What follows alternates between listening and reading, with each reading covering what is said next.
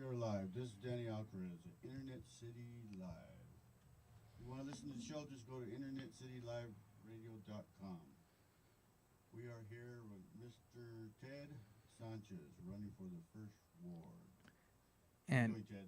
pretty good. And I got my lifelong buddy here, Angel. He's known me since I was a little kid. How old was I? 12? Yeah, 12, 13. 12, 13. He was in town, so he asked me what I was doing. I said, I'm going to go on to a radio program. I said, you should come along. I had Sandra on here last time, and it's more conducive to more a more relaxed, a better flowing conversation when you have people you can talk back and forth to. Otherwise, it's just an interview, which tends to be very rigid. We've had the opportunity to talk a lot about that, just like I mentioned last time, through the forums, through conversations I have with residents at their doorstep. But this is a chance, like Danny said, for me to kind of talk about a little bit about myself, and again, letting people know that they're voting for a person and not a robot, not just a name on a campaign flyer. So, Ted, let's elaborate on you a little bit. Yeah. You are... Okay, well, so I'm 30 years old, and I'm running for city council in the first ward in the city of San Bernardino. So a little bit about myself, and then a little bit about the ward that I'm running in. So I'm a lifelong resident. There's a picture. You probably can't see him from here. No, you're not going to be able to. Well, I was born and raised here. Families, my parents weren't, and that's a question that was brought up because on the west side especially, you have generations and generations and generations of people who are from the same block, not even just the same neighborhood, the same block, the same house. And so I mentioned, my name's Theodore Sanchez. Sanchez? Which Sanchez? And I'm like, no, probably not the Sanchez you're thinking of. My dad, he came from Mexico. My mom was born in Brawley in the Imperial Valley. And then she was born in a hospital there. Then they moved out to this town of like 200, 300 people in Westmoreland. And it's all agricultural out there, all ranch. And the air quality at the time was, it may still be, but at the time was pretty bad. And my mom had real bad asthma. And so the doctors told her, hey, you know what? She had already missed a year of school. She was like 5 years old. Or no, she was like 8 years old. She had already missed a whole year of school. The asthma had gotten pretty bad. And they said, you have to go somewhere where the air is clean or your daughter's not going to make it. And so they found Lake Arrowhead. So they were up in Lake Arrowhead, and then they came down here. So my mom, I think she had been in San Bernardino since she was probably like, because they spent some time in Lake Arrowhead, and she went to high school in Lake Arrowhead, rim of the world. She came down probably in her early 20s, and she's been here ever since. She met my dad here, and then the rest is history. I was born and raised here, and got to make a couple friends. This guy, I met him when I was 12 years old, lived on Congress Street. Congress. We grew up playing racquetball together at Valley College. Yeah. So Yeah. that's where I met Theodore in the old racquetball courts Really, there yeah, at Valley College. really cool kid, always super friendly. And you're older than me. I'm 30 years old. You're 32. 32. But he was definitely more mature than I was. So it was not like it was just a 2-year difference. Like he was older, and my parents trusted. You got an incoming call. I don't know how to pick this up, Danny. What do I do? Do I just press the line? Just put it on speaker. Speaker. Hello. Danny? Dan. Hello? Are you there? Yeah, who's this? Hello.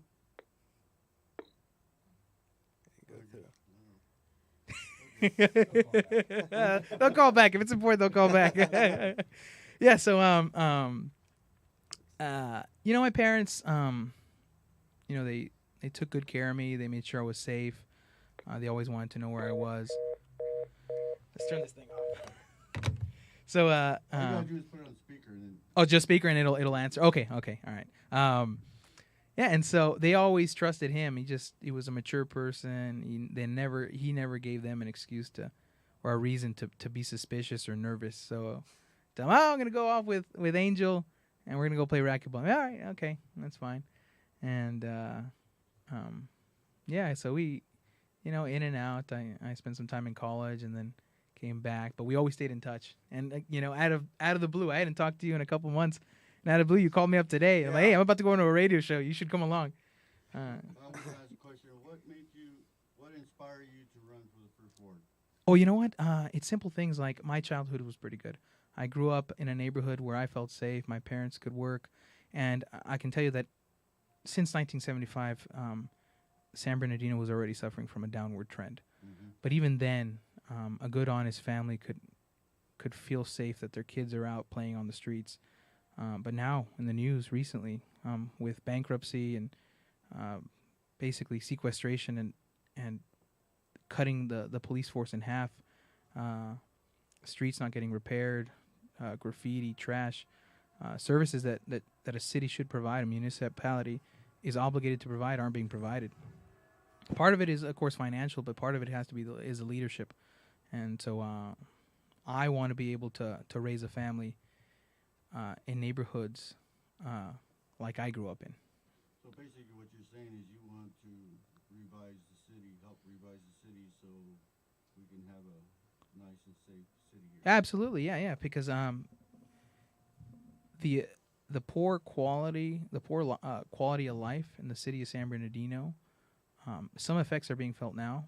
Some of those effects, those ill effects, aren't going to be felt for years, because it's that kid who's 10 years old now, who ended up on the streets, ended up joining a street gang, or ends up joining a street gang, or getting in trouble. The problems that he's going to face, the problems that he might cause in the future, could be 5, 10, 15 years down the line. So there's things that the city is not fulfilling their obligations that will affect generations from now. So what you need is we have to understand that we're not sowing the seeds for a good harvest.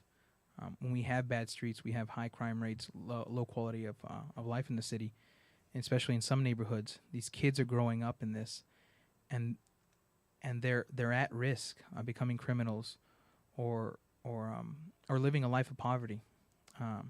We're shaping right now kids that could potentially be a real burden on society, and we don't want that, because every kid has the potential to be a good, productive person in our city and our state, but we won't do it without a good community. It takes the phrase goes, it takes a village to raise a child. So you're a millennial yourself, so that's going to be the next generation of voters, basically. Uh-huh. So what are your millennial friends saying about you running? Well, you know what? Go ahead and ask. He's right there. He's right there. So the support's good because somebody that actually grew up in the streets he's running for. Not only is he running for that, he grew up there. He knows what he wants to expect, what he sees. He sees people coming up. He knows what the city needs. He moved back into the city just to run in that district. So I think it's really good. I think it's good for him. It shows, for us growing up as just a kid, we used to say he was going to be the next president because he was smarter than us. He went to college, he went to Pepperdine, and not a lot of people out of San Bernardino go to a nice college like that. Most of us either go to a community college or just do some kind of trade school or just work at the same job you worked at high school 20 years later. Great. So for me, I had the opportunity. I had the opportunity to go to good schools. I had good friends. I had good parents. But I lived in a house, and my neighbors to one side had kids growing up who were my same age, and on the other side, same thing. And in one house, the kid right now is in and out of drug rehab. And in the house on the other side of me, the kids are in and out of jail. Okay, I got 2 questions. Yeah. What does the first ward need in your eyes, and what does the city overall need? You need a representative that's going to be receptive to people's concerns. One of the things that makes people more angry than anything else is the fact that people call into the city and they can't get through to them. And I've been at people's doorsteps and I've knocked on their doors, and they say, I can see City Hall from here, and I can't get a hold of anyone. I can't get a hold of anyone. I've been to, well, not the City Hall building, but I guess where all the city officials are, and there's a front desk, and there's security there. And I've told them, hey, Lytle Creek Neighborhood Association president, and I have some concerns here. I've been trying to communicate with someone at the city manager's office or whatever the case may be, the mayor's office, and they won't let me up. They won't answer my phone calls. There's just no way for me to get a hold of anyone. I see. So overall city? No, overall, you need someone who's going to answer the phone, who is answering the phone, who's going to hear the concerns. On the back of my walk piece here, I have my phone number, and I get about 3 or 4 calls a day with one thing or another. And I know that if I do have the fortune of getting elected, that the number of calls will increase. But most of these issues are resolved real quickly. It's a simple question, or a, hey, you know what? There's a pothole right in front of my driveway. That's huge, and it's I'm damaging my car trying to get in and out of my own house, and they call it in. They call me. I go over there. I take a picture. I send in a CRM. Usually within a couple weeks, a month or two, the problem gets resolved. Okay, so we have in the studio with us is the people of San Bernardino, the voices, and I think they want to elaborate with some questions with you. Oh yeah, go ahead. What is something that you have learned that you weren't aware of before, or maybe not has aware of before, as you've been knocking on doors? Something that. Oh, that's yeah. So the first ward is 30,000 people, 10,000 households, and dozens of neighborhoods. They're distinct neighborhoods, right? This neighborhood's needs are different than the ones here, the ones there. Simple example: the Aztec movie theater on Mount Vernon. That everyone in that neighborhood overwhelmingly has said, we need to tear that down. We need to tear that down. And it's not really a building that I had really taken note of. I had seen it, didn't think much of it. Everyone in that neighborhood wants that building gone.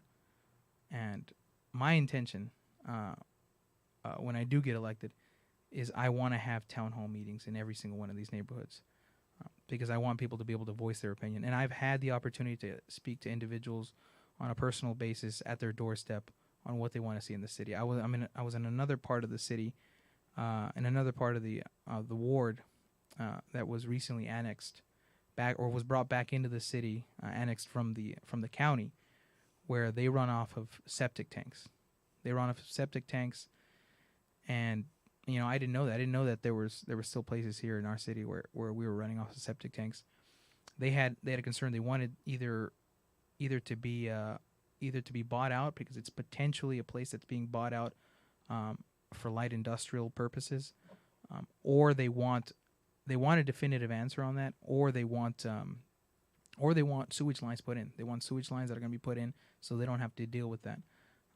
In another neighborhood, they've already been offered. They're in ongoing talks about buying everyone out in these neighborhoods, and that is on Waterman and I believe Mill. There's a neighborhood southeast of there where they all are ready to move. Most people are ready to move out. They want to be bought out because the area has been rezoned as light industrial. So they're not allowed to build. They're not allowed to do anything else. And then they went to me and they explained to me the predicament that they're running into. Because someone who hasn't talked to these people That doesn't sound like it's business friendly at all. business friendly? You mean to buy them out for light industrial?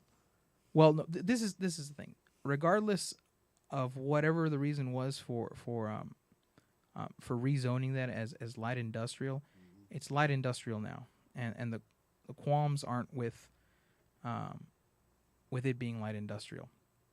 The qualms are with the fact that they may not get enough money when they're bought out, And the issue is that You get about 10 cents on the dollar or something like that. well, this is the real issue. Is I told them, well, I don't know your situation, but you think maybe just fair market value is fair enough, or even 10% on top of fair market value.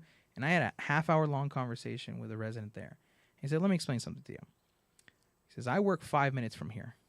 I work 5 minutes from here, but because of the deterioration in these neighborhoods, this house here in this neighborhood is only worth $200,000. You grab this exact same building, the same driveway, the same exact same house, but you plop it somewhere else in any other neighborhood in this city, and this house is worth $150,000 more, $350,000. So fair market value is $200,000. If they get paid fair market value, they grab that $200,000 and they say, all right, now let me get a house, similar amenities, same square footage, and move into another neighborhood. They can't. They're short $150,000. Anybody else got a question? I do. I would like to know what you're going to do with the Mount Vernon area. I mean, is there any more business coming? Well, that's what we need. We need. First of all, I'm a strong believer that we do need a master plan for the city. We need to zone everything appropriately. We need to look over, and I don't know how certain areas in the Mount Vernon corridor are zoned, but we need to try to bring in businesses. We need to tear down that Aztec theater. We need to clean up the dilapidated buildings, the dilapidated properties, and put in not housing. I do think that the Mount Vernon corridor is a prime location for commercial, for retail, and that's what it needs to be. I see it creeping in already from the intersection of Mount Vernon and Baseline. You got shopping plazas there that look great. They add value to the neighborhood that are starting to come in. We need to continue to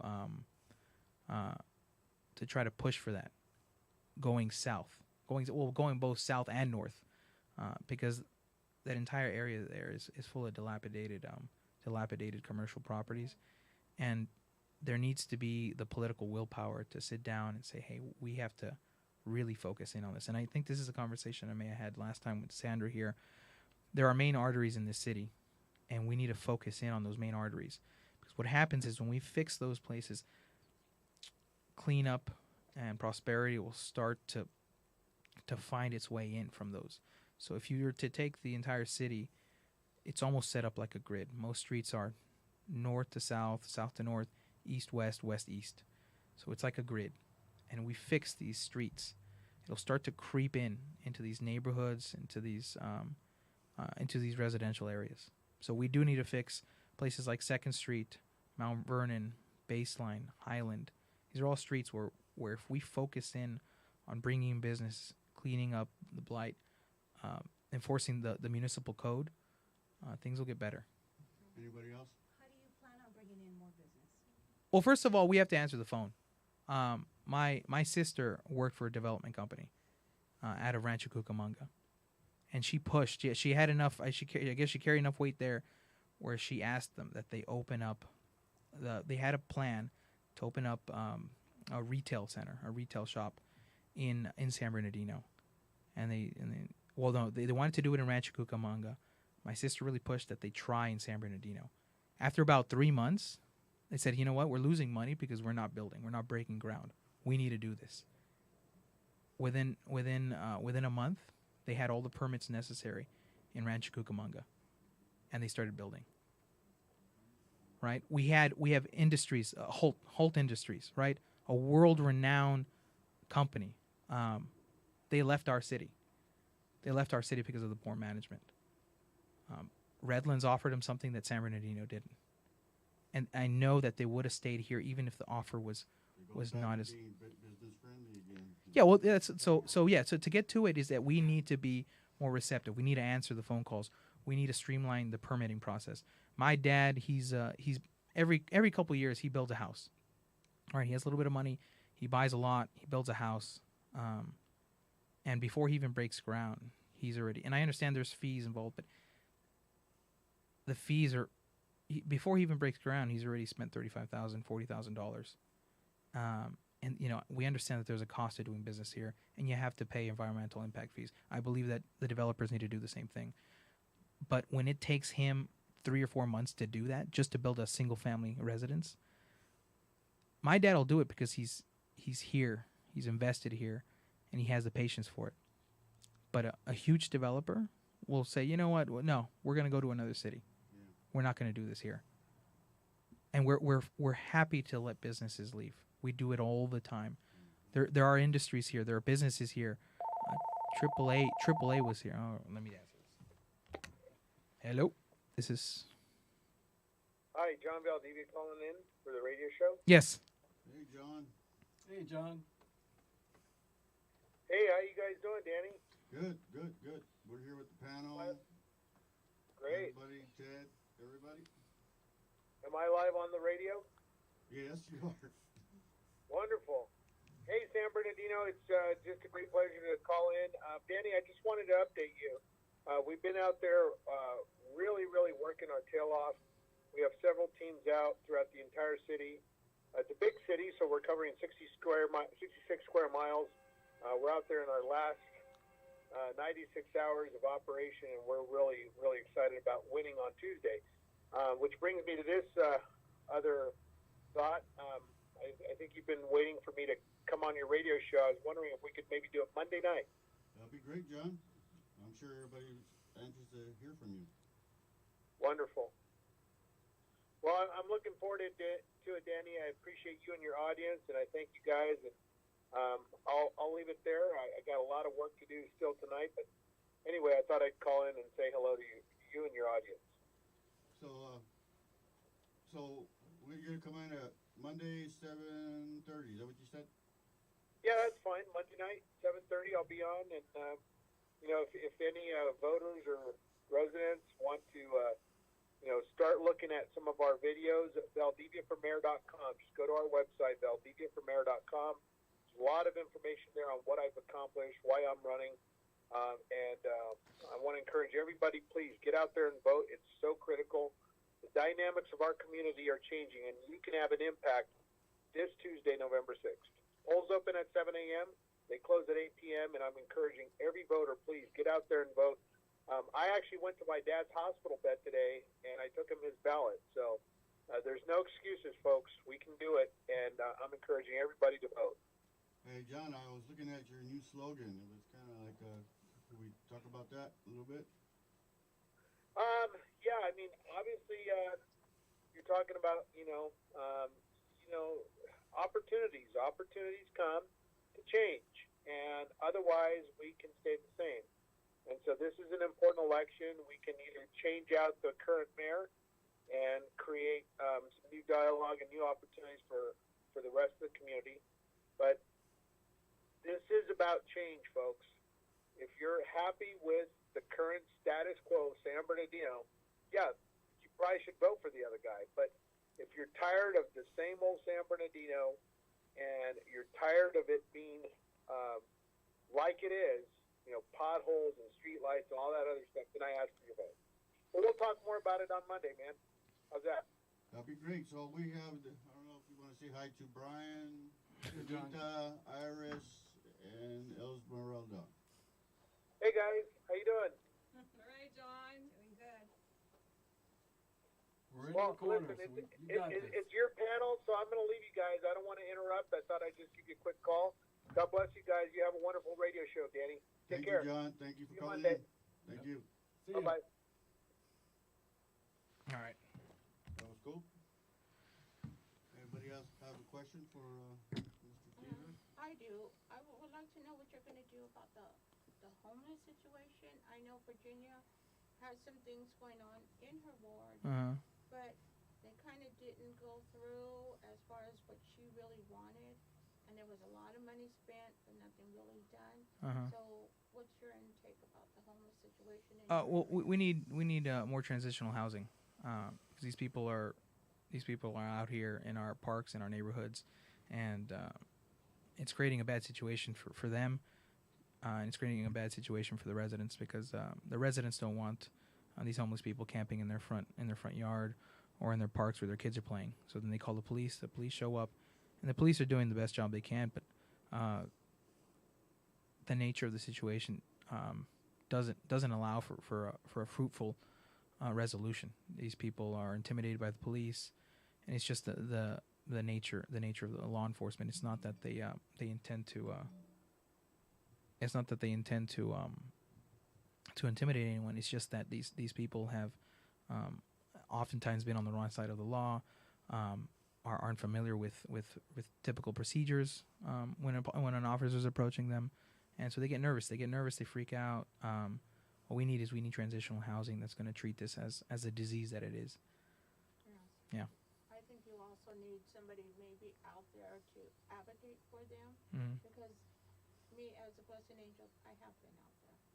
And, Oh, what was that? What was it? I have a nonprofit organization. Uh-huh. It's called Blessed Angels. Uh-huh. And I have been out there with the homeless. I have talked to them. Uh-huh. I have did some interviews and what they like, and we have helped a lot of them out of the street. So, I mean, and so with your experience, like, what are you encountering? Like, what are these people telling you? Are they homeless?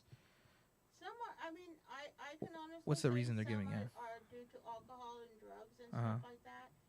But there are also, you also have a lot of families that are out there, and nobody is aware Yeah. of that. Yeah. You also have some that want to be out of the streets, but there is not enough programs for them to be out. Mm-hmm. We try to give them resources. We try to help them. We have helped about 3,000 homeless families and homeless people. We do go and we ask some of the apartment managers, once they get in the resources and stuff like that and into a program, then we turn around and we'll look for an apartment for them. Uh-huh. And then we go back and we kind of check on them Mm-hmm. as apartment manager, or we'll go and talk to them, how you doing? Yeah. And some of them have done really good. They keep checking on us, oh, we're doing great, Mhm. We do what we can. We give them furniture. We give them food until they start off with their checks and stuff Yeah. like that. So, but I would like to see a little bit more as far as, the city doing something for them. Uh-huh. Well, Know. this is also this is a city issue, a county issue, and a state issue. Yes. We have a unprecedented number of homeless people, and I'll be the first to say that I think that the state, I don't mean just government in general, has been negligent in their obligations. First of all, to enforce simple things like the drug industry. There's an opioid crisis, and these opioid drugs are created in licensed factories big pharmaceutical companies. We've allowed the lack of regulation. With the lack of regulation, we've allowed a lot of people to become victims, and subsequently victims to these opioids that are highly addictive.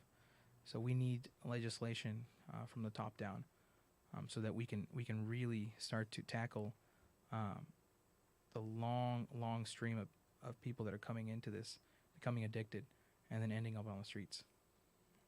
So I mean, we need good representatives at all levels. At this level, we have to work. We have to be good liaisons between the residents, the homeless people, and city officials, as well as county and state officials. Yes. We have to advocate on behalf of them.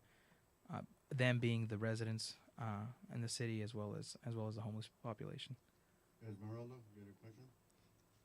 You touched on homes, and bringing up homes it's pretty much to beautify the city. Uh-huh.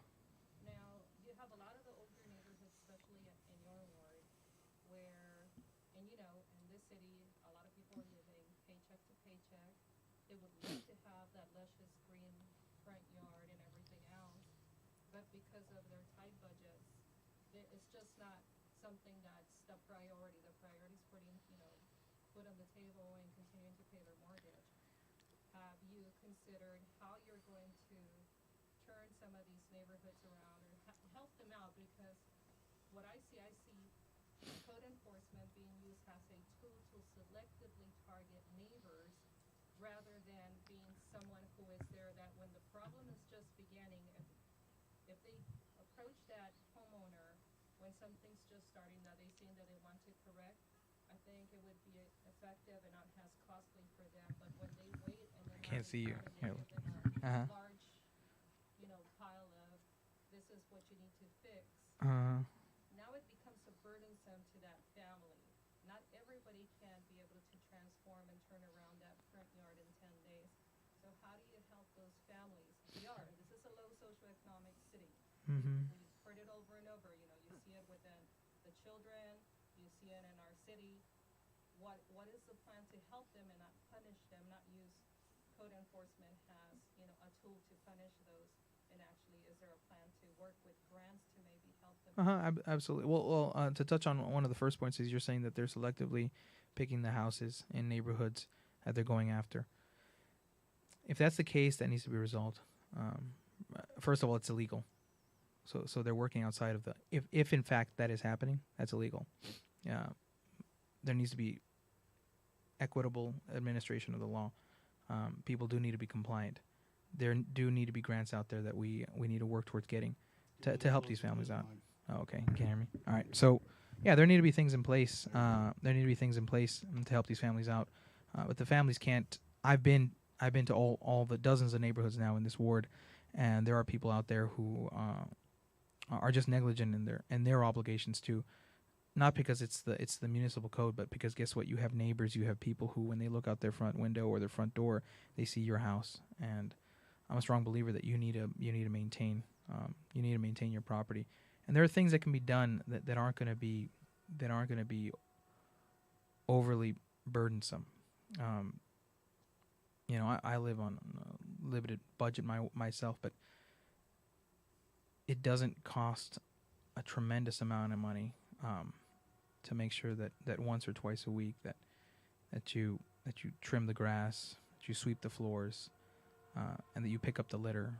I mean, because of the winds, because of the nature of where I am in my place, there's litter there every day. I've been to plenty of houses where the grass looks like the lawn has been mowed in months, and we need code enforcement to go over there and enforce the municipal code.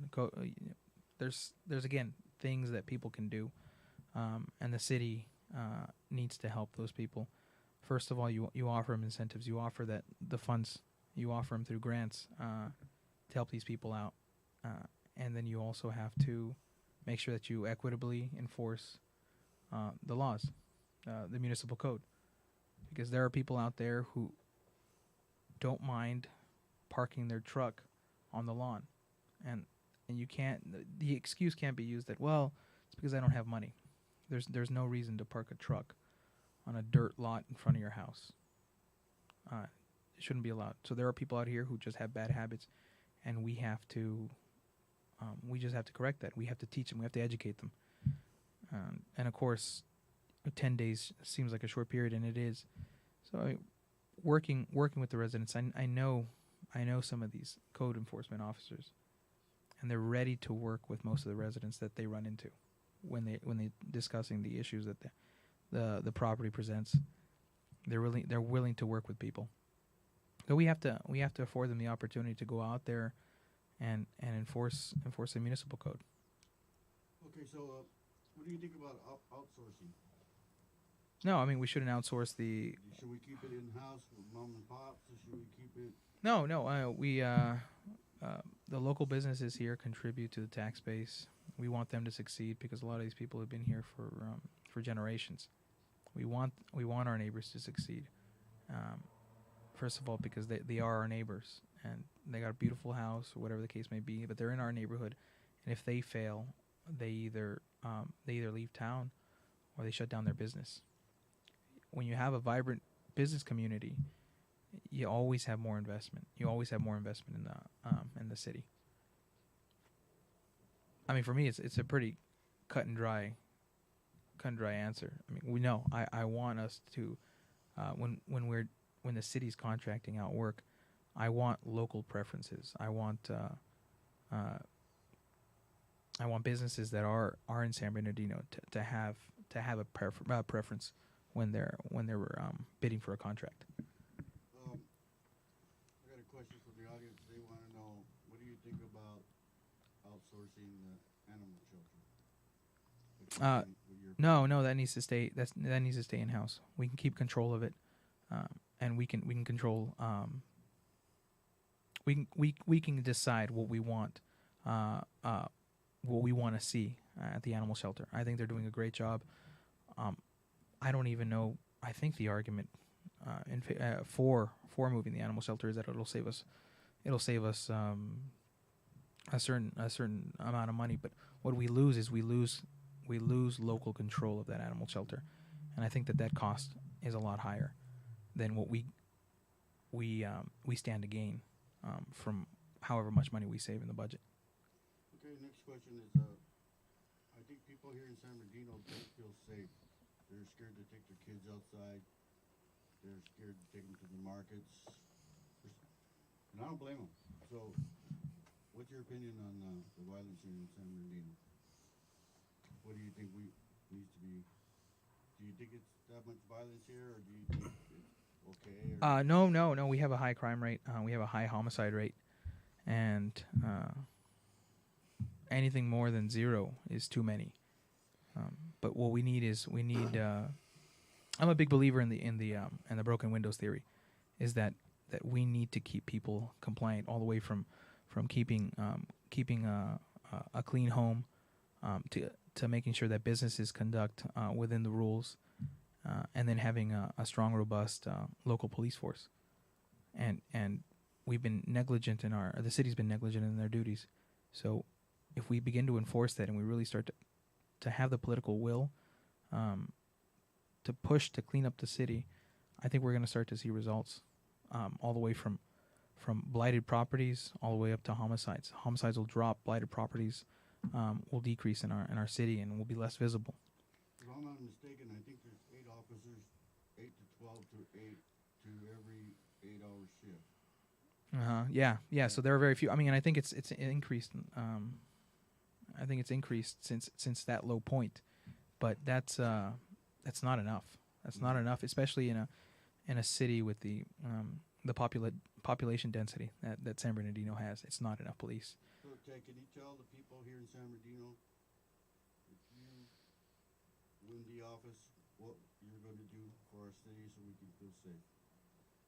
Well, it goes back to my theory. We need to make sure that people are compliant with maintaining their properties. We need to make sure that we provide enough transitional housing for the homeless. We need to do simple things like keeping department heads accountable by having monthly or bi-monthly performance reviews for these department heads.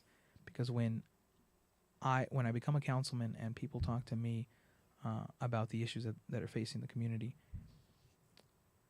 and then I relay that message to the department heads, and the department heads don't get that done, I think that the people deserve an answer as to why that's not getting done. So we need to keep the government. We need to keep the local government. We need to keep City Hall accountable. And that includes me. That includes the department heads, city manager, and the mayor.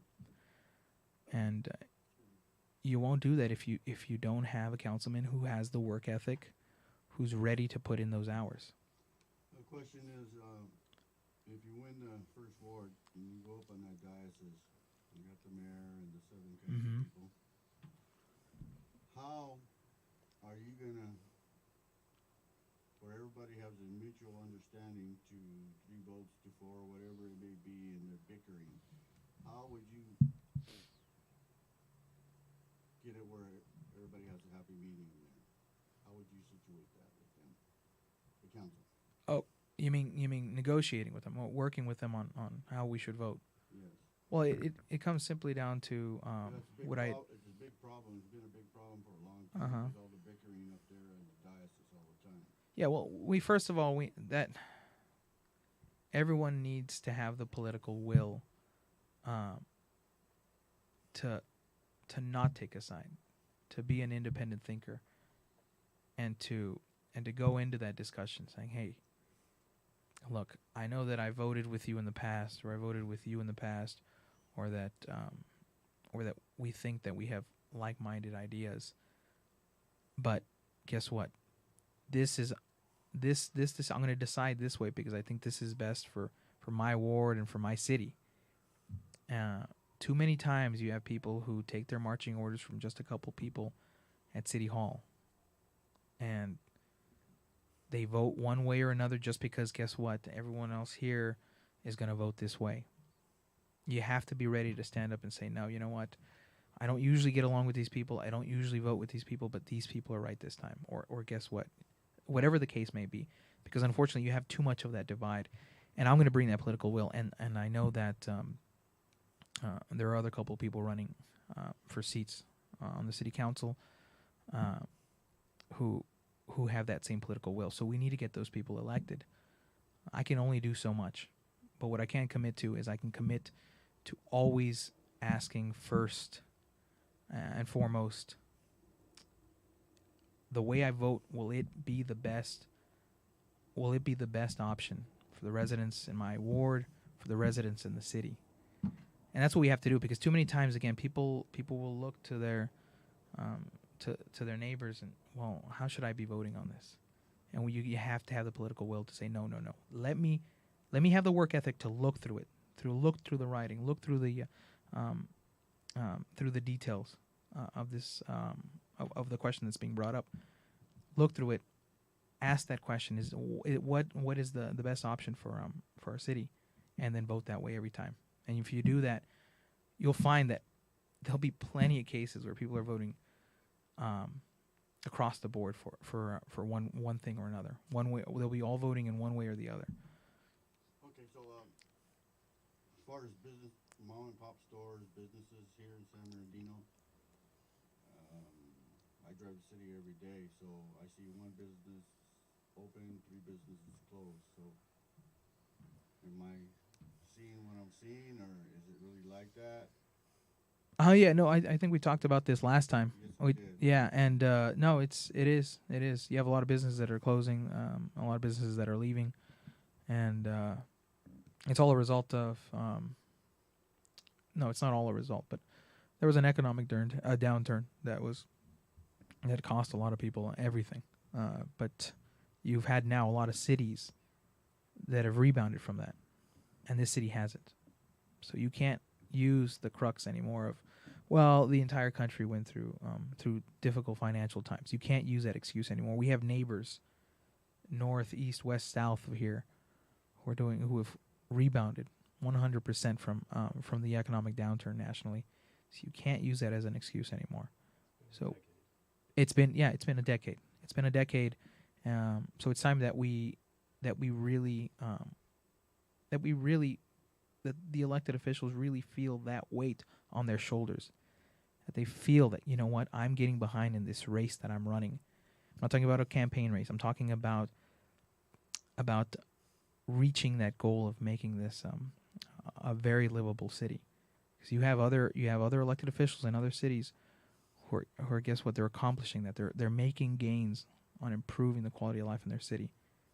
And this city has for many years now used that excuse. Well, the Southern California went through that. Kaiser Steel closed. The military base closed. How many times have people said that? They've used that excuse. I don't watch the city council meetings in Riverside, but I can tell you that those people, regardless of what they're saying, have acted as if they have no excuse to run a city, lead a city that continuously fails its residents. So we need to get away from that. We have to stop using that. The military base closed. Kaiser Steel closed. We had economic downturn 10 years ago. You can't use that excuse anymore. It's on us. So if after 4 years my ward isn't better off, it is 100% my fault. And I'm going into this with that mindset so that I make every effort to succeed. Because if you go in there ready with an excuse, I doubt very much that a person like that can succeed. If they go into adventure, if they go into a venture ready with some excuse, it's much easier for them to give up. Okay, since we're talking about that topic, Liz, let me apologize to this guy. I thought it was going to be more relaxed. This one, believe it or not, this time is a lot more tense.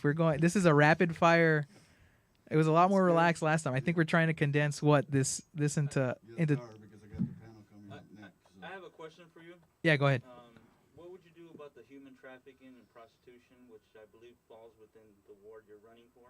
Because I see that as a big problem in the city of San Bernardino.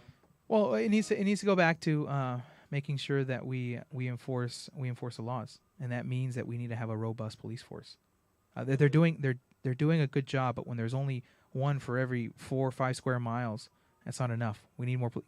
Are we hearing them right now running around? Yeah. They're probably out there, right? You see, there's a major crime that's committed in the city. Every 20 minutes. And guess what? You have 4 or 5 patrols who show up. Mm-hmm. Now, guess what? Now, because those 4 or 5 patrols are there, now you have one guy who has to cover 10 square miles.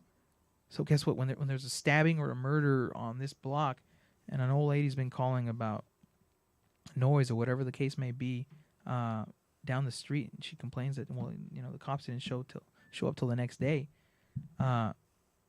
It's because we don't have enough police out there, and I understand that our budget allocates 80% of its funds to the police force, but we need to make sure that we're spending that money correctly, and that we listen to the police. We listen to the police because they know better than anyone else what they need from City Hall in order to get their job done. I see hands going up everywhere. I think Iris got a question. I was only going to comment. I don't think I've ever seen 4 or 5 San Bernardino police cars in the same area before. All 8 were in my neighborhood last night. Oh, you say there you go. Yeah. No, I've seen it too. Investigating was all there. Yeah. So look, what did you? I mean, how many cops? How many? You've seen stuff go down. My buddy works for the San Bernardino City Police Department, and he says every time they get a call, once they clear that call, they have 10, 20 calls pending after that. So yeah, I did super overwhelmed. Yeah, I did a police ride along too, and they have a laptop set up there, and it's just constantly adding, it never adding, stops. adding. Yeah. I know. I do think they do a good job. It's just there's not enough of them out there. The guys with the boots on the ground do a great job. Yes. It's what it is. It's the leadership that is failing the guys with the boots on the ground and the residents of San Bernardino. That's what's happening here. Yeah. The top leadership needs to be changed out. Absolutely. It's definitely not the police officers. The conversation you guys were having earlier. I was listening in on that, and there is a lot of. Corruption. I'm not going to say anything to that. I'm not going to. No. I'm not going to say anything to that. I don't know, and I wouldn't make a claim like that without knowing for sure. But for a fact, it's failed leadership. That's for a fact. Mm-hmm. Because the crime is so high, homes are getting robbed. Mm-hmm. Not only one time, but now you come back and rob the same home again, knowing that they'll get away with it. And it happens all over the city. It doesn't matter if you're on the south side, east side, west side, north side. Yeah. Up in the north end used to be a good area, but hey, we're in the same problem as everybody else around the city. The whole city is now under siege. Mm-hmm. And it's not the officers, the boots on the ground. It's not their fault. They're overworked and overwhelmed. Yeah. It's the guys up above that's controlling those guys. What makes their job more difficult? Mm-hmm. From the equipment. I mean, I did a ride along. Oh my gosh, that car rode worse than my Jeep. After 6 hours, I told the dude, just drop me back off at the police station. I'm done. I don't know how you last 12 hours in this car. It's that bad. That car equipment was that bad. Yeah. Well, I did a police ride along, and I can't remember the officer's name, but he did a spectacular job. And he would. We were there, and we stopped somewhere at some call, and we looked over, and one of the headlights was dangling out. Oh, in fact, that wasn't even I think one of the car. Yeah, it was either the patrol car I was in, or another one there was riddled with bullet holes. They were still using it. It was fine. They're like, yeah, it runs fine. It's great. It just has bullet holes in it. So either I'm not gonna presume to know everything here. I don't know exactly what we need to do to make sure that those police officers get what they need so that they can continue to do good work in the city. But I will work harder than anyone else to make sure that we find out what it is they need and then work hard to get that for them. That's what I can bring to the table. That's what It's, I mean, yeah, a lot of it is, a lot of us here have good ideas. A lot of the candidates, I'll even admit, my opponent has a couple good ideas. But good ideas are nothing if you don't have the work ethic. And I can promise you that I've worked 10 times harder than my opponent. I have, because it's time that we get someone at City Hall. Well, again, it's gonna be the voice for the communities, the diverse communities in the first ward, and a voice for the wider San Bernardino area, the city of San Bernardino. Because you don't want someone in there who's just gonna take marching orders from the people that endorsed them early on in the campaign, or someone who they think is a political ally. You need someone in there who has the political will to say, hey, I'm gonna vote on this regardless of how you guys are going to vote, because this, I think, is what's best for our community and for our city. You look at Congress, our U.S. Congress, and the approval rating is extremely low. It's extremely low. I don't know what it is, but it's but people don't feel like they're getting anything out of Congress anymore, and the reason is because of that political divide, that there is no bipartisanship anymore. I'm a Republican, I'm a Democrat, and I will vote exclusively this way or that way. There's no question on the issue. The biggest indicator of how one of our representatives is going to vote in Congress is by their political affiliation. And it needs to go back to being, well, this person is going to vote this way because he understands our needs here in our state, in our district, whatever the case may be. We need people who are ready to sit down and just and look over and study the decisions that they have to make, and always ask first and foremost, what is best for my city. We're almost out of time, so anybody else got a question? I do. What made you decide to run for office? I think I answered this question. I think this is the first question, but I wanna grow up in a I want kids, and I want families, and I want to be able to raise kids in a neighborhood and in a city.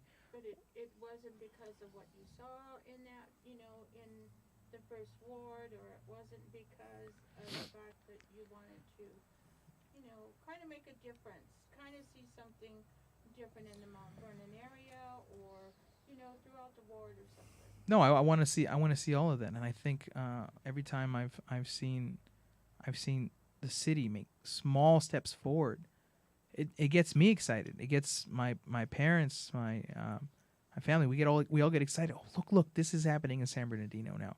This new event, whether it's the air show, whether it's another event that the city's hosting, these things get me excited, and I want to see more of this. One thing that I do mention to people at the doorstep is that I would put in those CRMs.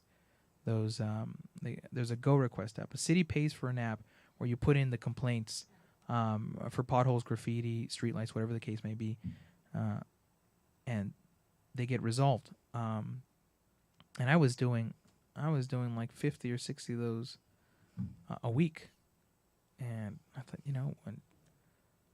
and they'd get fixed. These issues would get fixed. And I'm thinking, why is nobody else doing this? And I started to think, I'm wondering if my council person is doing this.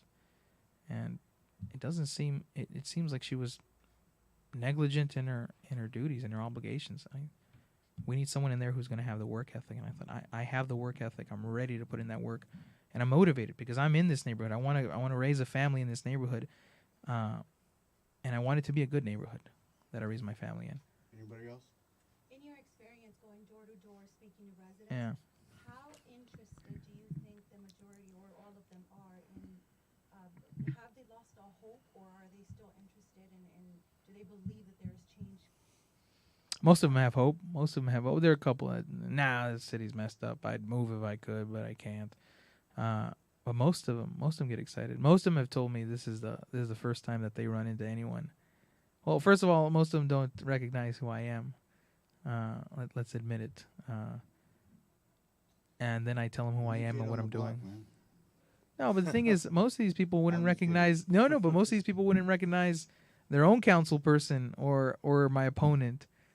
or maybe even some of the candidates running for mayor. Maybe you should put on a hat and some Ray-Bans or something. I will not. I will not, because when I'm creeping, no, not creeping up to a door, but when I'm going up to a door, I don't want to look suspicious. I don't want the hat and the glasses. Hence look at, I'm red as a tomato over here, and that's from being out in the sun for the last 2 months. And people, I tell them, oh, my name's Theodore Sanchez. I'm running for city council in the 1st ward, and then I hand this over to them, and then they look at it and they're like, oh, wait, this is you. You're the candidate. And a lot of them tell me, oh, this is the first time a candidate's ever come to my door to talk to me about the issues. And then I tell them, well, there's... Yeah, oh, yeah. Well, like I said early on, they point over to City Hall because there's a lot of neighborhoods here that are right next to City Hall. And they can point up to the sky. Like, you see that City Hall right over there? But might as well be 100 miles away because I can't get a hold of anyone. Call them, go and visit, nothing happens. And so now for someone who wants to go and be their voice at City Hall, coming out and reaching out to them at their doorstep is huge. And like I said, my phone number is right on the back. People can call me, and people have, and I told them, my promise to you is that if you call and I don't pick up, but you leave a message, I promise you that I'll get back to you. And so far, I have fulfilled that commitment to people. And that has impressed people because people have called me. I had a call today. If we had more time, I'd play back 2 or 3 of the voicemails that I have on my phone saying, hey, thanks. You know that complaint that I called you about? It's been resolved. In fact, this morning, I had a call from a lady. There was a car. I don't know why that car was there, but there was a car that had been parked there for months in front of her house on the street. And it was collecting cobwebs. It was all dusty and dirty. He said, this car's been here a couple months, and I don't want it here anymore. I don't know who this is, whose car this belongs to, but I want it gone. Simple, just CRM. We put that in, and code enforcement has done a great job. They've been very quick to get back to me on the ongoing cases. And they put a little yellow notice on there, and she called me up this morning. She left a message saying that, hey, guess what? They picked up they came up and they came and took the car away. Anybody else got any questions? You talk about raising families here.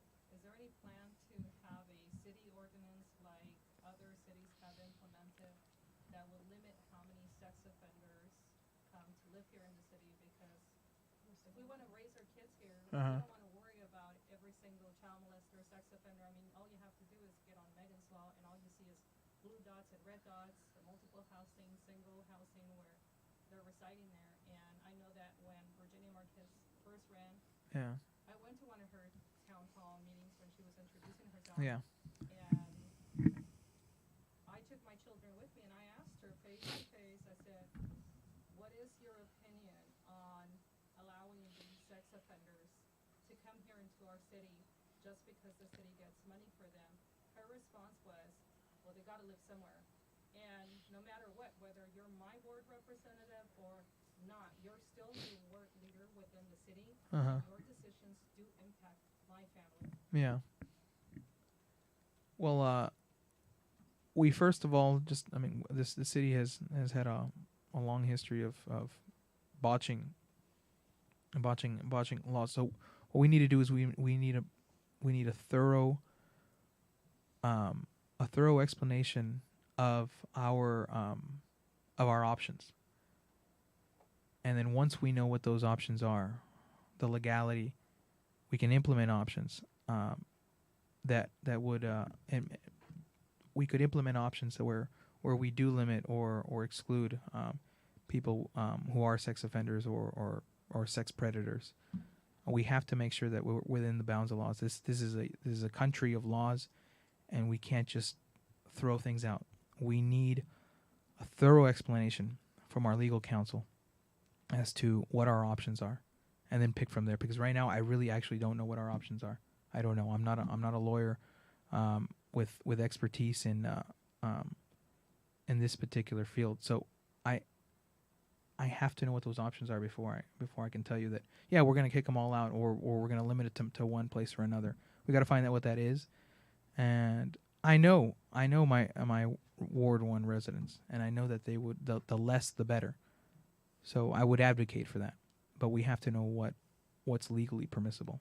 Okay, we're out of time. So, real quick, how are we gonna make San Bernardino all-American city again, in your eyes? Oh, jeez. I think I've answered this question about 10 times in 10 different ways. It comes down to the basics again. We have to have a robust police force. We have to have a strong code enforcement. We have to have options for people who are going through a difficult stage in their life, who are living on the streets, people who are suffering from mental disease or substance addiction. We need enough transitional housing for them, away from residential areas, away from our city parks, and we also need to increase our tax base. And we do that by going with a real approach to getting businesses to come in here, to come and invest their money in the city. And the businesses who are already here, those mom and pop shops, those San Bernardino family businesses, we need to make sure that we take care of them, and that is by giving them preferences in city contracts, because we can go ahead and spend 80% giving a contract, or we could spend 100% giving a contract out to someone who works out of Los Angeles, Orange County, or spend that another 120%, pay an additional amount to a contractor here established in the city. And I think it's money that's well spent, because Great answer. okay. This was tense. I'm sweating over here. You guys definitely didn't take it easy on me. Last time it was more of a conversation, but I hope that I was able to answer most of your questions, and I hope that you guys know where I stand on a lot of the issues, because there's too often happens on the national stage where people won't take a stance because they're afraid they're going to lose a voter here or a voter there. We want to thank you for coming to the show. Uh-huh. Well, Danny, thank you for having me. Angel, thank you for coming on. Yeah, You no only problem. I didn't say much, but yeah. Like I said, I thought it was going to be a little more relaxed, but it was a rapid fire question and answer. I think the panel took it easy on you. Oh, did they? did. Yeah. Well, there's a lot of I think there's a lot of frustration with the current city hall, but I think there's still a lot of hope for the future of the city, and I think that starts with electing the right people. So we'll give. Why should the San Bernardino people vote for you? Can you elaborate on that a little bit and give your info before we? Oh, you want me to answer or? Yes. Oh, the work ethic. Because again, even my opponent, and he and I have had a very divisive campaign. He and I have slung mud, but I'm willing to admit that he has some good ideas. Really? Slung mud? We didn't even see that. Oh, you mean the I'm just kidding. you mean the ongoing lawsuit? Look, this is the thing: is that he has some good ideas, but you have to have the work ethic. And I have worked significantly harder. I've demonstrated to the voters, you should vote for me because I have these good ideas and I'm ready to work for you guys. I'm here. I'm talking. I've knocked on thousands of doors now, and I have the skin, the tan to show for it in this hot Southern California sun. But that's what you need, because if you have a councilman out there who has these great ideas but never leaves the house or is constantly out of the city, and someone calls up and they don't pick up because I'm eating dinner, it's not gonna work. And at the risk of losing some people, I'll tell you this: John Valdivia, he's been an example for me in some cases. My parents would call him up, and he always picked up. And that is huge for people. I think that's what bothered a lot of people about Virginia Marquez in the first ward, is that there was just no way they can get a hold of her. There was just no way. And whenever someone did come up with an issue, I heard this from many people, So she would point at them. Well, you got to call this person, or you got to do this. And it was like, and they were upset. They're like, "Wait, you're the councilwoman," and they'd tell me, "Hey, you know what? I have this issue. There's a homeless person who's camping down the street from my house. They're bringing trash. They might be doing drugs. And I'm concerned. So you call code enforcement, or you call the police, or you call this." She'd point it right at them, and I have yet to do that, and I hope that I never do, because I've been on the receiving end of something like that as well, from other people, not from Virginia herself, but from other people, and it doesn't feel good. It doesn't feel good. It's not right, and I do think that you need someone who's going to be like, who's going to listen, and tell it to you. They can't lie to you. They can't say, "I'm solving all the problems. I'm going to fix it for you." But what they can tell you is, "Hey, I'm going to work on that for you." All right. Or they can even tell them, "Hey, you know what? I'm not sure you have a winning case here, but I'll see what your options are." That's what I've done. There are cases where people have told me, "Well, there's an issue here and there." I'm saying, "I'm not sure what we can do, but let me get back to you on that." So what you're saying is you'll be fair, basically. Yeah, well, I'm not going to lie to them. I'm going to tell them, "Hey, you know what? The street's going to be paved in gold." I'm going to tell them, "Hey, you know what? Unfortunately, when the time comes, I'll tell them, hey, there may be cases where I'm sorry, I'm not sure how many options you really have here, but let me find out for you, and I'll get back to you." It's time to close, so share your information, how to get a hold of you. Yes, Theodore Sanchez, City Council, 1st Ward. Feel free to give me a call. My number is 909-831-7839. That's this cell phone right here. It's not an office. It's not a secretary. Call me with any other questions you may have. But make sure to go and vote if you haven't already. November 6th, you can look up on the County of San Bernardino Registrar of Voters. They'll have your polling location if you don't have the sample ballot that most people have received already in their mail. Okay, otherwise just give me a call. Thank you so much. Danny, thank you for your time. Angel, thank you for showing up. No problem. Yeah. Thank you, sir. How long were you here? An hour? Yeah, about. All right. Thanks, you guys. If I don't see you. Are we off? Not yet. This is Danny Alcars at Internet City Live. We got the City of San Bernardino panel coming up. And just give me a few minutes and then we'll be back up live. Until next time, we're here with Theodore Sanchez, 1st Ward. Hey, thanks. Thank you, guys. Thank you. Until next time. Well, 10 minutes. We'll be back on.